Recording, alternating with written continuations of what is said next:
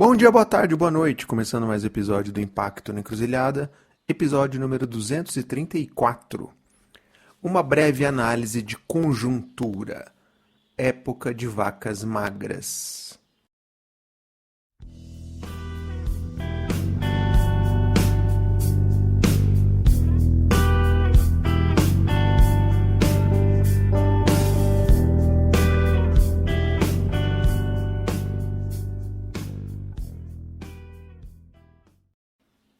Bom, a gente está atravessando um momento de desafios, um momento complexo, que eu estou chamando aqui de época de vacas magras.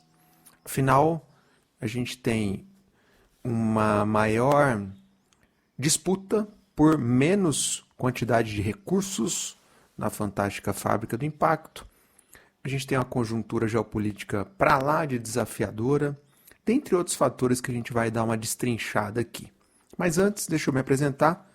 Para você que está chegando, seja bem-vindo, bem-vinda. Eu sou Fábio Deboni, um agrônomo não praticante, que faria agronomia de novo, inclusive, e que vem atuando aí nessa área de fantástica fábrica do impacto, como eu chamo, esse campo socioambiental mais amplo, há bastante tempo. E eu tenho vários chapéus e um deles é esse podcast aqui, que é um projeto totalmente independente, começado aí em 2019, e Impacto na Encruzilhada é o nome do meu terceiro livro, e em 2024 eu lancei o meu sexto livro, que não te contaram sobre impacto social. Então, uma caminhada longa aí. Aqui no podcast, a linha editorial é bastante independente e crítica. Então a ideia é sempre trazer luz ao lado B da história, aquele papo que a gente escuta nos bastidores, tentar trazer ele aqui para o palco principal do seu ouvido, né? No formato de áudio. O podcast aqui é raiz, é só áudio mesmo, tá? Quem sabe um dia a gente tem um estúdio bonito com uma mesa e um monte de patrocinadores, mas nesse momento não temos. Então é na raça, na cara e na coragem. Não temos, com exceção das pessoas iluminadas que mantêm esse trabalho de pé. Agradeço demais as pessoas físicas que contribuem financeiramente. E se você quiser também dar uma força, passa lá no Apoia, esse link está aí na descrição. E aí dá uma olhada lá como é que você pode apoiar e ajuda demais. Muito obrigado a todo mundo que mantém essa chama acesa. Você pode ajudar de outras formas. Você pode ajudar espalhando a palavra, divulgando aí algum episódio que você tenha gostado. Você pode comentar ou classificar o podcast, o episódio, aí no seu tocador. Você pode vir trocar uma ideia comigo. Pode mandar um e-mail, um sinal de fumaça, eu respondo, tá? E sempre abro espaço para a gente trocar ideia, receber feedback, sugestões, enfim. E você, claro, pode se tornar uma pessoa apoiadora sempre. Esse caminho eu recomendo sempre. Bora lá se tornar uma pessoa apoiadora, isso ajuda demais, tá bem? Bom, e eu também preciso divulgar aí a minha consultoria Baru Inovação Social. Eu já tinha ela há bastante tempo, mas agora eu estou retomando e colocando prioridade nela. Então, no momento aí de voltar às fileiras da consultoria independente, quer trocar ideia, quer saber mais, também bora lá para a gente conversar mais. Bom, então é isso. Esse é um pouco o resumão aqui do nosso episódio.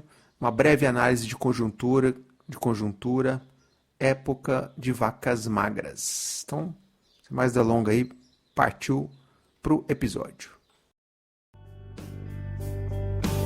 Sei lá, que é que dá? De repente perdi o meu juízo. Vem cá, que é que foi? Eu te entrego todo o meu depois.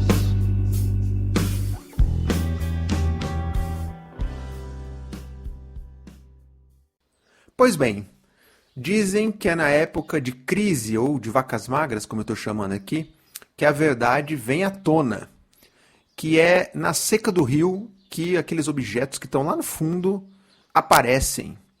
Bom, esse é justamente o momento que a gente está atravessando na fantástica fábrica do impacto. Passada a euforia lá dos idos de 2013, do distante 2013 em diante, passado o boom de recursos da pandemia, o que a gente tem no horizonte nesse surreal ano de 2025 é bem complexo e desafiador. E o que se observa no horizonte é que o ano que vem, 2026, pós-COP, vai ser ainda mais dramático, né? Aliás, já tem se dito aí um deserto de recursos. A gente está falando de pós-COP, a gente está falando de ano eleitoral, ou seja, uma conjuntura bem desafiadora pela frente. Bom, e qual o cenário que você consegue enxergar, amigo ouvinte? Bom, segura aqui na minha mão que a gente vai junto construir alguns elementos nessa análise de conjuntura verbal, digamos. E como eu tenho dito com alguma frequência, me desculpe se eu estou me tornando repetitivo, tá? Como tem faltado análise de conjuntura no nosso campo. Então, seus problemas acabaram, é sobre isso que a gente vai falar.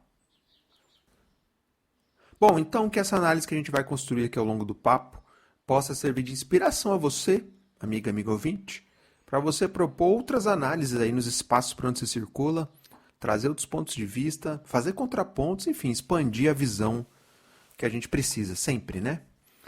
Sim, a gente está precisando de sair dessa mesmice que se tornou o mundo atual e também a fantástica fábrica do impacto, infelizmente. Bom, e não custa lembrar que não se trata de análise pela análise, tá? Mas sim de uma análise que nos permita melhor compreender o momento que a gente atravessa no setor para cada um aí recalcular suas rotas, recalibrar seus GPS nesse rolê para lá de doido, para lá de instável. Então, bora lá. Bom, eu vou construir contigo aqui essa análise trazendo alguns elementos importantes, tá? Eu escolhi 6 elementos.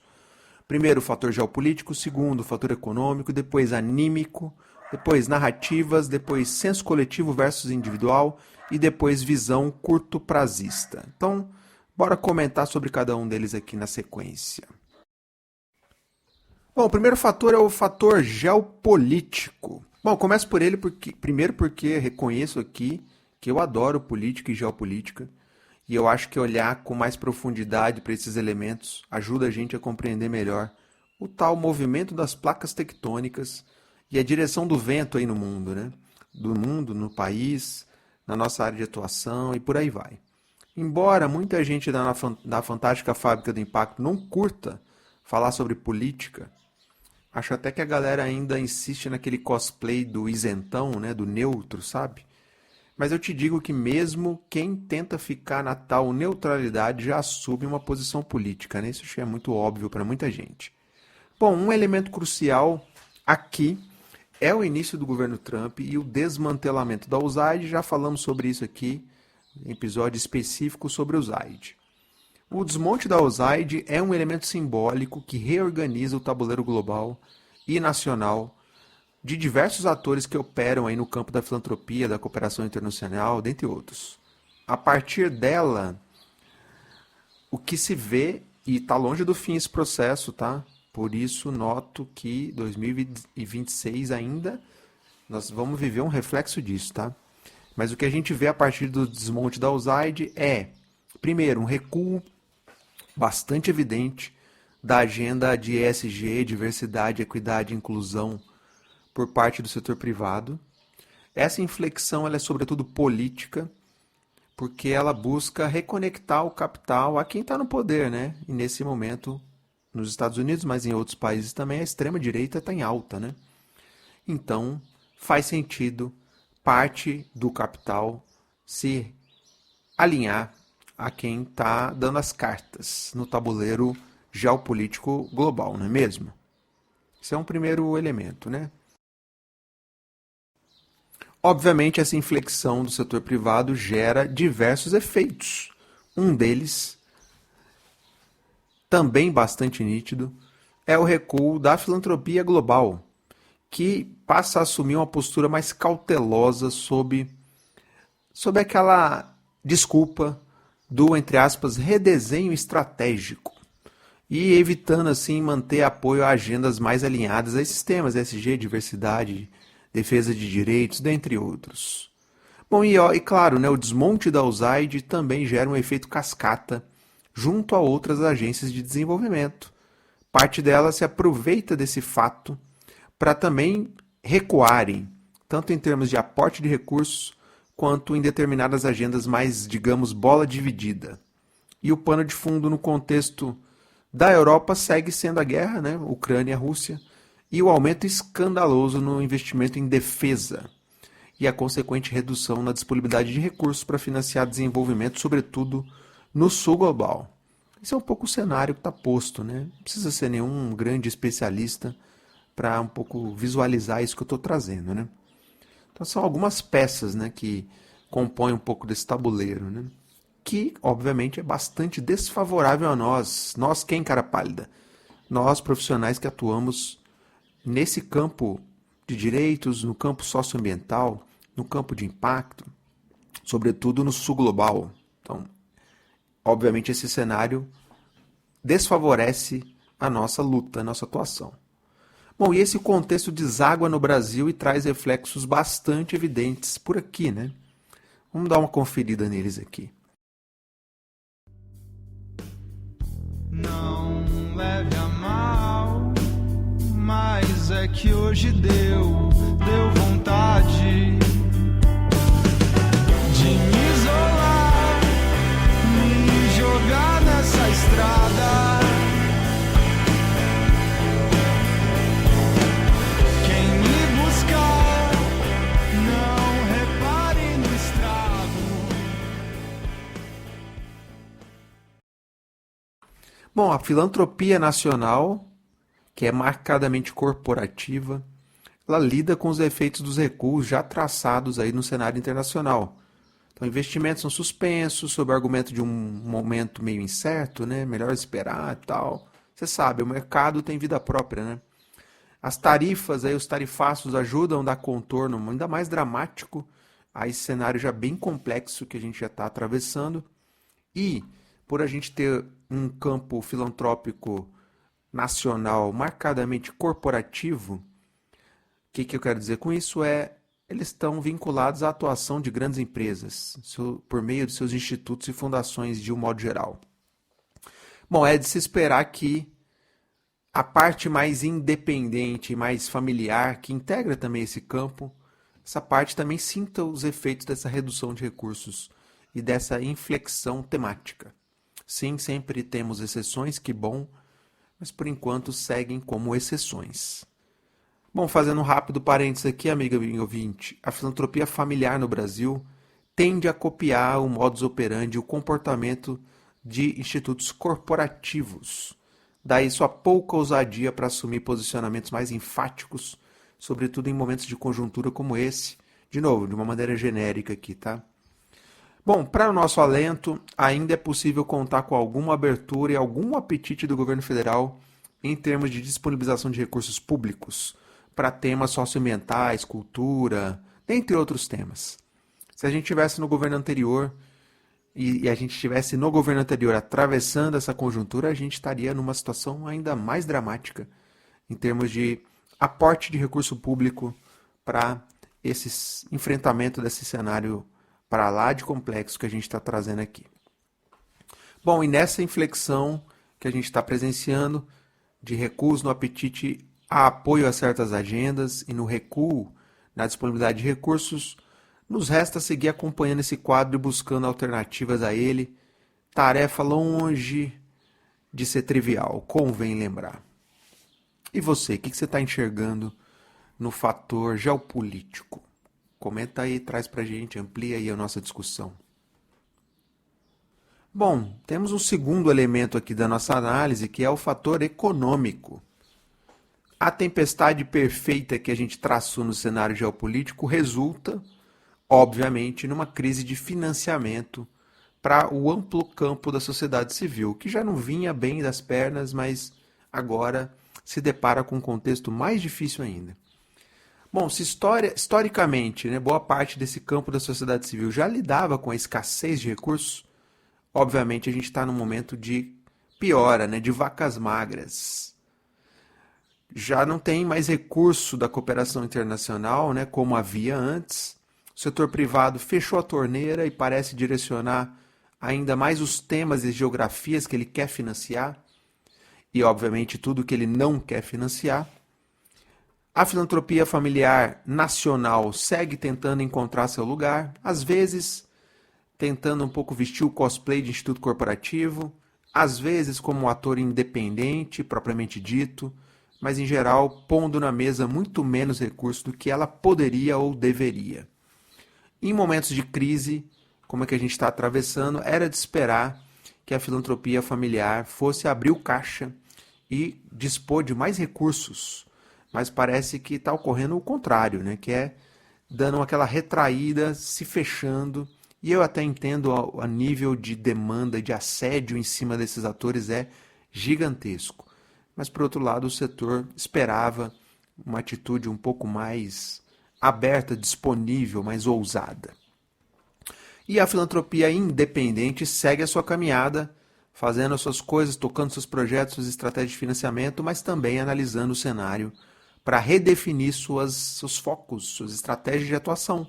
Seria injusto, né, de nossa parte, depositar toda a expectativa de financiamento no colo da filantropia independente, que, convém lembrar, tem crescido no Brasil, mas ainda é um subsetor, digamos assim, pequeno no contexto geral da filantropia nacional. E o recurso público, que ainda existe, está aí. Exemplo, Fundo Amazônia, só para citar um exemplo, tem seu rito, tem suas burocracias, tem seu timing próprio.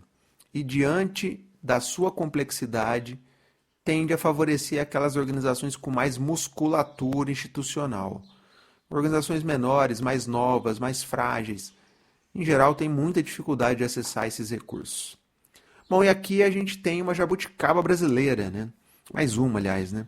Diante dessa retração na oferta de recursos para financiar o campo da sociedade civil, segue avançando certo consenso no campo da necessidade de recursos livres para o desenvolvimento institucional de organizações do nosso setor. E isso é de se celebrar, sem dúvida. A gente precisa, sim, disputar essa narrativa, digamos assim, de que é fundamental financiar o desenvolvimento institucional de organizações da sociedade civil. Oxalá, né? Que bom que, pelo menos no discurso, isso vem avançando. Ocorre que, apesar do discurso, de novo importante, a favor do desenvolvimento institucional da sociedade civil, segue no ar a dúvida da onde é que virão esses recursos, diante de um cenário de menor disponibilidade de recursos para o campo como um todo. E aí, da onde que vem esse recurso? Da onde deveria vir esse recurso? Pois é, essa é uma questão fundamental que segue aí no ar. Bom, por último e não menos importante, nesse segundo elemento da nossa análise, que é o fator econômico, a gente precisa incluir nessa equação todo o esforço de crescimento no uso de recursos incentivados. Sim, o Brasil ainda usa, né, um potencial muito pequeno do que ele poderia em termos de recursos incentivados. Que a gente tem aí Lei Rouanet, Pronom, Pronas, Lei do Idoso, Fundos da Criança e do Adolescente, dentre tantos outros, tá? Eu sou super a favor de que a gente use o máximo possível o potencial desses recursos, para deixar isso muito claro aqui, tá bem?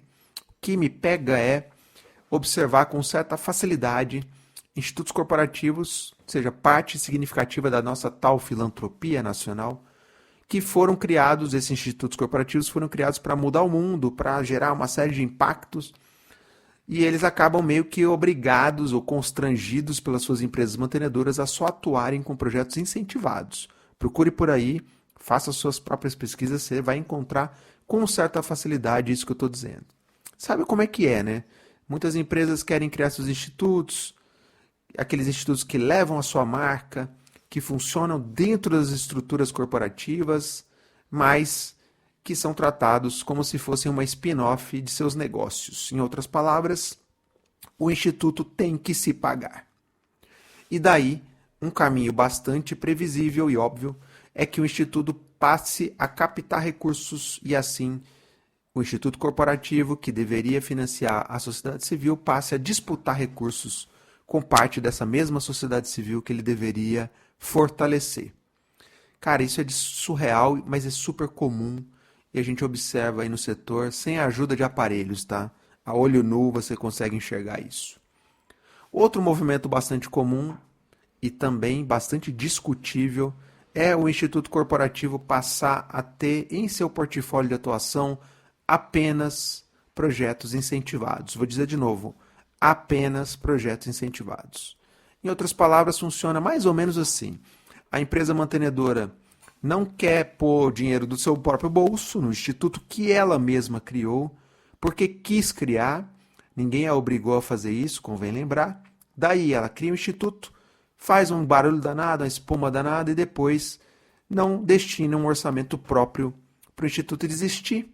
Daí a empresa meio que obriga o instituto a se lançar na captação de recursos para ele sobreviver e a assumir o papel do setor responsável da empresa pelo fluxo de projetos incentivados. Mais ou menos assim, o instituto fica sendo o braço da empresa que vai receber, vai mapear projetos já aprovados em leis de incentivo para a empresa destinar parte dos recursos que ela tem para isso. E aí o instituto acaba virando um setor da empresa de projetos incentivados. Algum problema ela fazer isso ao mesmo tempo que também faz aporte de recurso próprio, o instituto? Nenhum problema. Para mim, o problema é quando o instituto se concentra apenas em projetos incentivados. Bom, para deixar claro que isso não tem nada de ilegal, tá? Mas para mim soa meio imoral essa situação, fica meio estranha, mas ela é uma realidade. Bom, voltando à nossa análise de conjuntura num contexto de vacas magras, né, de recursos, obviamente a busca por recursos incentivados e essa conversão de parte dos players que poderiam disponibilizar recursos próprios para se tornarem braços aí de recursos incentivados tende a acontecer. E a gente vê isso nitidamente acontecer. Que pena. Bom, é isso. Tire suas próprias conclusões, amiga, amigo ouvinte. De novo, eu não sou contra o uso de todo o potencial de recurso incentivado no Brasil, mas há formas e formas de fazê-lo, né? E essa que eu mencionei aqui, de trocar um pelo outro, não me parece a mais adequada, ainda mais num contexto em que a sociedade civil precisa demais de recurso não incentivado para fortalecer as suas lutas, sua atuação, sua própria existência.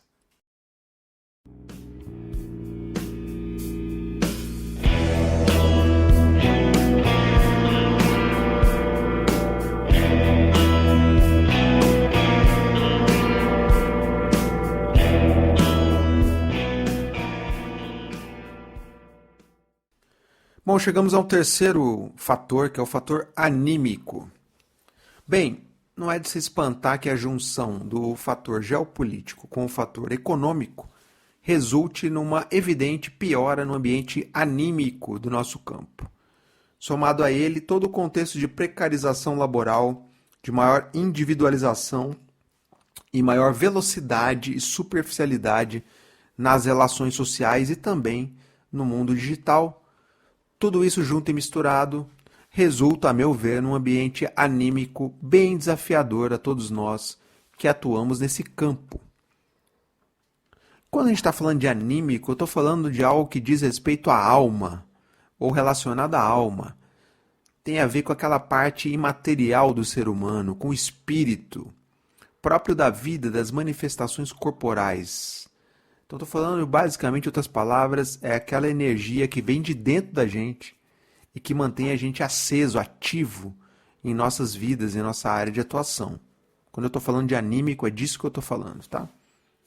Afinal, por mais que a gente se esforce em ser otimista e em enxergar aspectos positivos nesse contexto para lá de desafiador que a gente está, é evidente que as pessoas tendem a estar mais desanimadas, mais sobrecarregadas, mais preocupadas com o que vem pela frente, não só no nosso campo, mas no mundo em geral. Não à toa, questões de saúde mental têm aparecido e pipocado aqui e acolá e têm aparecido em várias pesquisas recentes do setor, indicando que a saúde mental, é percebida e enunciada pelas pessoas do setor como sendo uma questão super relevante que precisa ser trabalhada de alguma forma.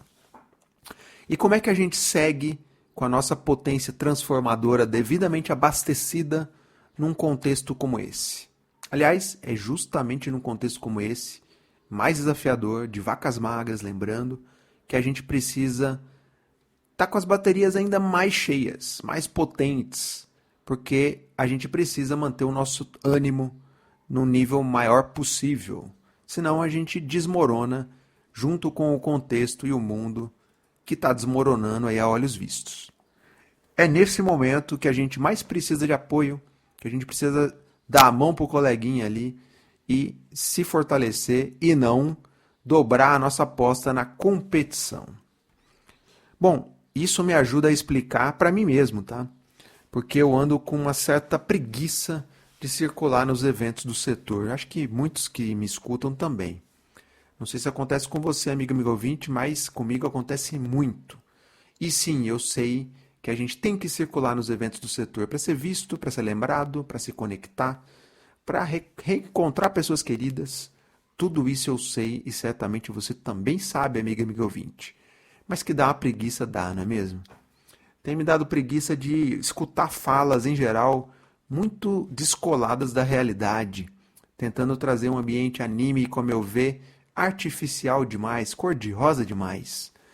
De novo, sempre há boas exceções, que bom, mas de um modo geral, esse descolamento da realidade tem me afastado dos eventos, além do fato, claro, de eu já não ser tão mais convidado quanto antes. Quando a gente não tem mais certo tipo de crachá no setor, já falei muitas vezes sobre isso, a gente se torna uma carta fora do baralho e a gente vai atuando pelas beiradas, o que muitas vezes nem é de todo ruim. Bom, e para fechar esse tópico aqui do fator anímico, vale lembrar que sim, eu sigo tendo tesão de atuar na fantástica fábrica do impacto e no campo socioambiental de forma ampla. Bom, a maior prova disso é eu persistir aqui com o podcast desde 2019, em mais de 200 e tantos episódios, de forma totalmente independente. Eu sigo fazendo isso porque eu gosto, porque eu aprendo muito, porque eu sigo antenado no setor e que sim, eu recebo feedbacks super bacanas e também críticas. Faz parte, né? O que eu tenho feito é aprofundar minha busca por quais atores, organizações, projetos, iniciativas têm nutrido esse olhar crítico e esse olhar de estranhamento tão fundamentais para manter nossas bússolas calibradas em tempos para lá de instáveis e imprevisíveis como esses que a gente está vivendo de vacas magras. Se for para seguir nessa jornada apenas falando amém, sem reflexão, né? Se for para seguir apenas sorridente, se for para manter o tapinha nas costas de conveniência, acho que não vale, né? Acho que cada um que faça a sua reflexão, mas para mim, se for só para isso, não vale a pena. Você sabe, né, amigo ouvinte, que aqui eu não fico cagando regra. Então, cada um é que tire as suas próprias conclusões a partir das reflexões que eu vou fazendo e que a gente vai fazendo juntos aqui. A análise de conjuntura que a gente está construindo aqui nos indica que seguir no mar revolto e tentar sustentar a pose para a foto nos traz um alto preço a ser pago. Cada pessoa bem sabe se está disposta ou não a pagar esse preço. E não à toa, como a gente já disse, isso vai trazendo reflexos em termos de saúde mental. Na medida em que o coletivo se desmorona e se fragiliza, na medida em que a individualização aumenta e a competição por recursos se intensifica, é de se esperar que o eu desmorone e cada um de nós, seres humanos, tenhamos que lidar com as nossas próprias fragilidades, dilemas, incertezas, que não são poucas, né, ao longo da nossa caminhada. Daí, a baixa no tal fator anímico que a gente explorou aqui nesse tópico da nossa análise. E aí, o que você acha? Conta pra mim aí o que você pensa sobre isso. De repente perdi o meu juízo. Vem cá, o que é que foi? Eu te entrego todo o meu paraíso. Bom, chegamos ao quarto tópico aqui, que é o fator narrativas. Bom, vamos incluir nessa equação o elemento das narrativas. Afinal, a gente vive tempos delas, né? Da narrativa. Eu sei, o termo me incomoda também, tá? Mas ao que parece, ele veio para ficar. Essa forçação de barra e de óculos cor-de-rosa embala algumas narrativas majoritárias que ainda circulam no setor. Convém lembrar que narrativas tem muitas, tá? Das mais críticas e pessimistas, as mais empolgadas. Escolhe aí aquelas com as quais você se identifica e bola para frente. O que mais eu tenho escutado e mais tem me incomodado, porque eu considero essas narrativas que eu já vou descrever aqui muito descoladas da realidade que a gente está desenhando nessa análise de conjuntura aqui. Vamos lá, quais são? A primeira é de que precisamos desesperadamente, como setor, provar a nossa própria relevância. Afinal, o mundo está mal, está ruim, com a nossa atuação salvadora. Imagina como ficaria sem nós. É isso, né? Vai dizer que você nunca escutou nada similar a isso. Mas aí eu te pergunto, esse tipo de fala, ele se sustenta? Já parou para pensar nisso, amigo ouvinte? Bom, e assim a gente segue fazendo um baita malabarismo verbal para envelopar que a nossa atuação é indispensável, que sempre o que a gente faz é espetacular. Em outras palavras, que a gente nunca faz merda, nunca faz cagada. Que sempre a gente é solidário, que sempre há novos recordes de mobilização de recursos, que sempre está tudo lindo, maravilhoso, enfim, que sempre a gente é foda. Eu entendo que parte desse fenômeno é uma tentativa de manter os nossos ânimos elevados num claro discurso para dentro, né? Para dar aquele ânimo para as tropas de fazedores de impacto. Eu entendo dessa forma, tá? Acho que isso faz sentido. Mas um problema disso é que no fim do dia essa narrativa se converte em um autoconfete, que é muito, infelizmente, comum no setor. A gente fica falando de nós próprios, do quanto a nossa atuação, da nossa organização, o projeto é foda, o quanto tudo o que a gente faz é potente, transformador, maravilhoso, enquanto lá fora da nossa bolha tudo é ruim, tudo vai muito mal, obrigado. Será? Será que quem está fora da nossa bolha de impacto também, será que lá fora não tem gente fazendo um monte de coisa bacana, que talvez não se rotule com o que a gente faz, mas que também está fazendo transformação social, ambiental? Será? Ou será que é só nós? É só aquilo que a gente abençoa é que é válido? Eu tenho minhas dúvidas aí, mas deixo no ar a pergunta para a gente refletir.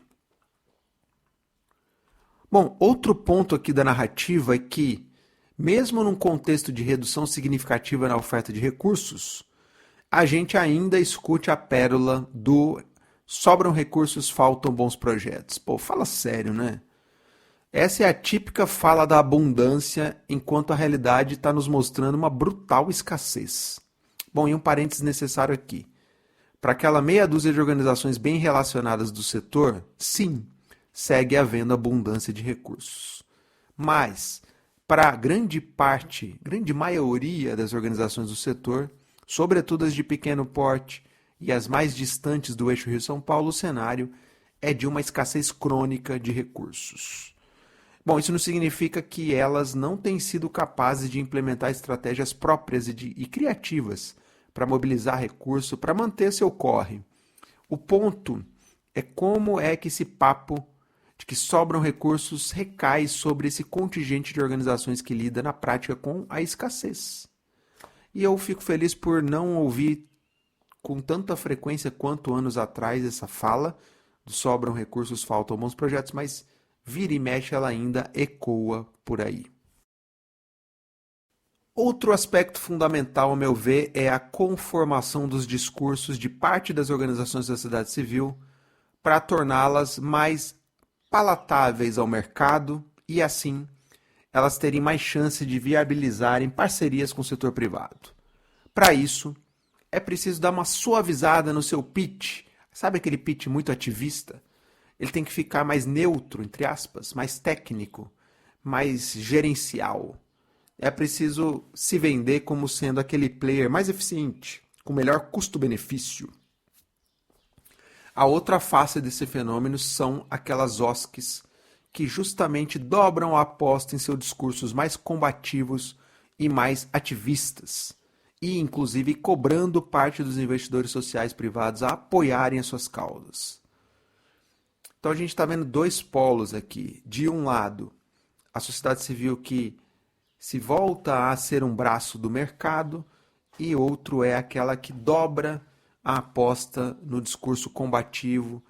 Vou colocar aqui, caricaturar como dedo na cara. Nesse caso dessas que dobram o discurso ativista, quando elas colocam o dedo na cara do financiador, num contexto de vaca magra, lembrando, talvez elas até consigam alguns ganhos pontuais com essa tática, em termos de recursos, tá? Provavelmente pelo constrangimento. Mas essa não me parece uma estratégia sustentável no médio e longo prazo. Então acho que vale essa reflexão também. Eu sei que a tática do constrangimento é sim super necessária e ela é uma característica de parte da sociedade civil. Ocorre que, num contexto de vaca magra e, sobretudo, de redução, fechamento de torneiras da cooperação internacional, que historicamente era quem financiava mais esse tipo de atuação ativista, isso cria uma baita armadilha para parte dessas organizações mais ativistas seguirem financiando essa sua atuação. E aí, colocar o dedo na cara da filantropia nacional, que ela é mais corporativa, me parece um erro de estratégia, um erro tático. Bom, então a gente tem essas duas faces da moeda aí da sociedade civil. De um lado, parte das OSCs se convertendo em consultorias do setor privado. De outro, parte das OSCs mais ativistas dobrando a sua aposta como tal e constrangendo a filantropia nacional e as empresas a financiar essa atuação mais ativista, que, como a gente sabe, historicamente não tem sido financiada por esses atores da filantropia nacional e por empresas. Bom, você pode imaginar, amigo ouvinte, onde é que vai desaguar essa história. Nos resta seguir acompanhando os seus desdobramentos.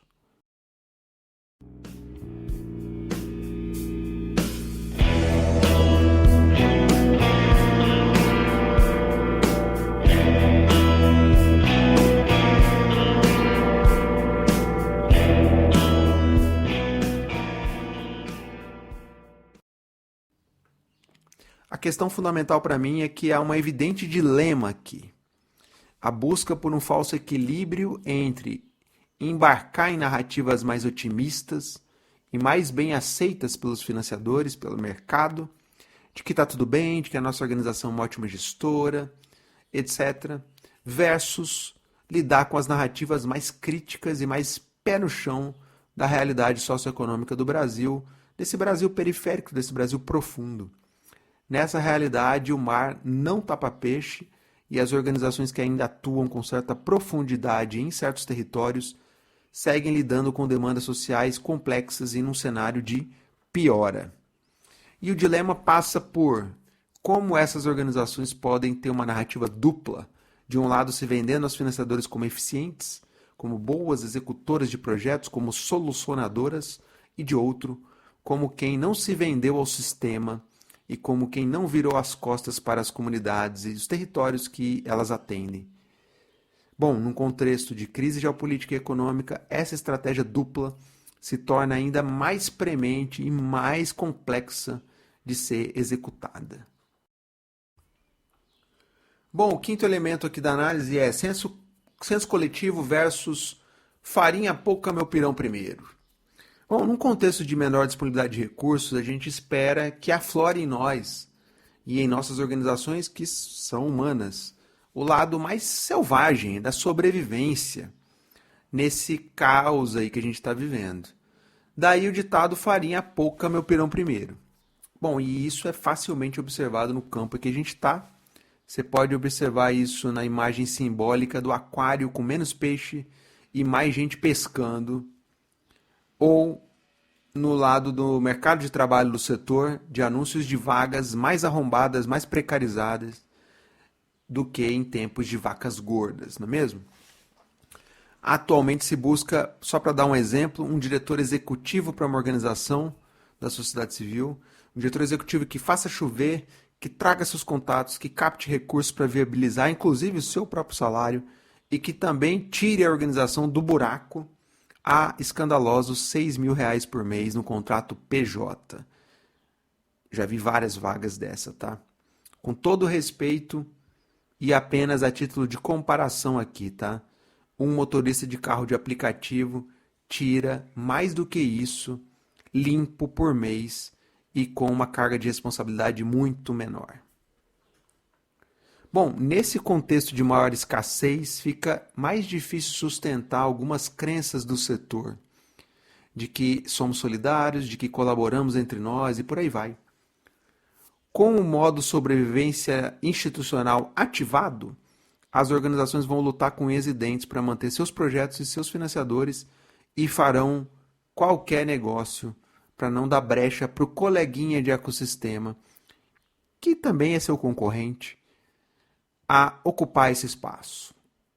De novo, há exceções, que bom, mas o cenário geral que eu tenho visto por aí é um pouco por esse caminho aí. Claro que você dificilmente vai assistir a algum barraco, algum ranca-rabo no setor. Essa batalha ela ocorre nos bastidores e não nos palcos dos eventos. Fique tranquilo, tá? É na sutileza que essa batalha é travada, afinal, o concorrente de hoje pode se tornar o novo velho coleguinha parceiro de ecossistema de amanhã. Sim, convém lembrar que o mundo não só dá voltas como capota, não é mesmo, amigo ouvinte?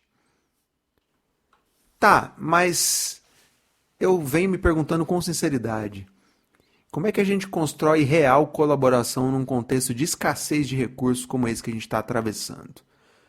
Como é que a gente aprofunda a coletividade em tempos de maior competição por recursos? Isso é possível?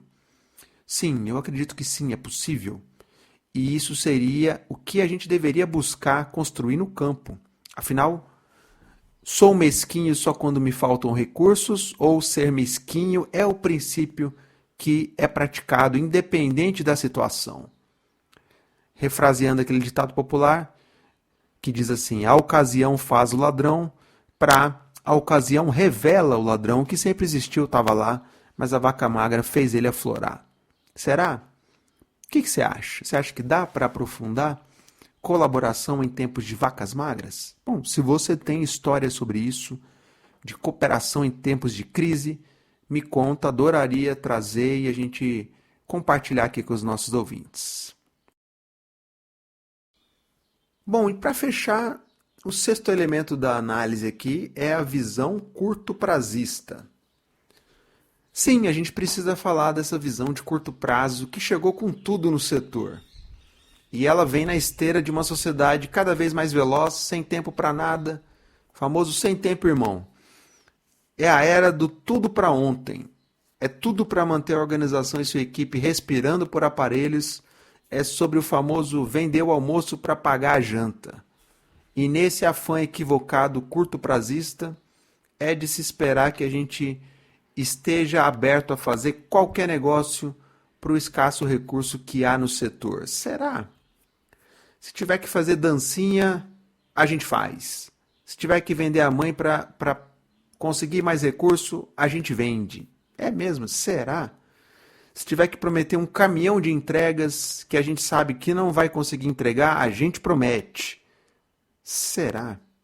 Sim, eu estou forçando a barra aqui, amigo ouvinte, tá? Me dá um desconto aí, tá bem? Mas eu vejo que a gente está abraçando esse caminho das promessas e do fazemos qualquer negócio, sabe? E veja que a gente tem lindas teorias de mudança que indicam transformações de médio e longo prazos. A gente tem belos planejamentos estratégicos que, para serem feitos, custaram mais do que o orçamento de um monte de organizações menores aí. E quando chega esse momento de vacas magras, parece que a gente deixa de lado tudo isso e vira a chave do modo sobrevivência, e aí é faca no dente, como se diz por aí. É aquele momento do jogo de futebol que vira um rachão, parece que não tem mais regra e é todo mundo correndo atrás da bola. Bom, eu quero só expressar que essa tática curto-prazista pode até funcionar no curto prazo, mas que ela se tornará muito provavelmente um baita problema no médio e longo prazo. Em algum momento mais adiante, essa bomba relógio vai explodir e quem sobreviver na organização vai ter que lidar com seus estragos. como se está se pensando só no curtíssimo prazo, desculpe o meu francês, mas foda-se o que ficará para frente. Afinal, essa estratégia curto-prazista pressupõe atropelar coleguinha, né? Atropelar combinados, passar por cima, passar o trator, não é mesmo? Dar cotovelada nos parceiros de hoje do setor para bater a meta da captação do curto prazo. Ocorre que isso traz desdobramentos no amanhã, que nesse momento de vacas magras a gente deixa para pensar nisso depois. É o famoso garantir o almoço agora e a janta a gente vê o que faz no caminho, não é mesmo? Obviamente nem preciso dizer que isso tem uma série de consequências e elas virão. Pode ficar tranquilo que elas não passarão ilesas. E aí, como é que você enxerga esse dilema do visão curto-prazista, modo de sobrevivência ligado, fazemos qualquer negócio para conseguir fechar o ano versus e as nossas lindas teorias de mudança e planejamentos estratégicos de médio e longo prazo? A gente relativiza, coloca na gaveta nesse momento? Tá aí uma questão que eu tenho visto pouca gente refletir e discutir abertamente no setor. Talvez seja mesmo uma característica de tempos de vacas magras. A gente deixa esse papo um pouco para depois, não é mesmo? Pois é, mas ele tem consequências. Bom, então é isso. Eu procurei pincelar aqui 6 elementos dessa análise de conjuntura de tempos de vacas magras. Ajuda a gente a refletir, expandir a percepção sobre esse setor, sobre esse momento que a gente está atravessando. Não acho que sairemos dele no curto prazo, ou seja, temos 2025 pela frente, temos 2026 pela frente ainda nesse cenário. Então, é apertar o cinto, é redesenhar sua estratégia e seguir em frente com o que você considera fundamental de preservar em termos de princípios, valores nessa caminhada. Obviamente, isso é um trabalho pessoal, institucional, que cabe a cada pessoa, a cada profissional, a cada organização fazer. A gente procurou trazer um cenário mais de contexto aqui para ajudar nessa reconstrução, rediscussão. Tá bem? Então é isso. Te agradeço demais, amigo ouvinte, por ter chegado até aqui. De novo, deixo o convite para você apoiar essa bagaça aqui, seja classificando aí no tocador esse episódio ou algum outro, seja comentando algum episódio, seja espalhando a palavra por aí, ou quem sabe se tornando uma pessoa apoiadora. Ajuda a gente a manter esse trabalho de pé, bora lá. É isso. Então, espero que você tenha gostado, se cuide, um abraço e até a próxima.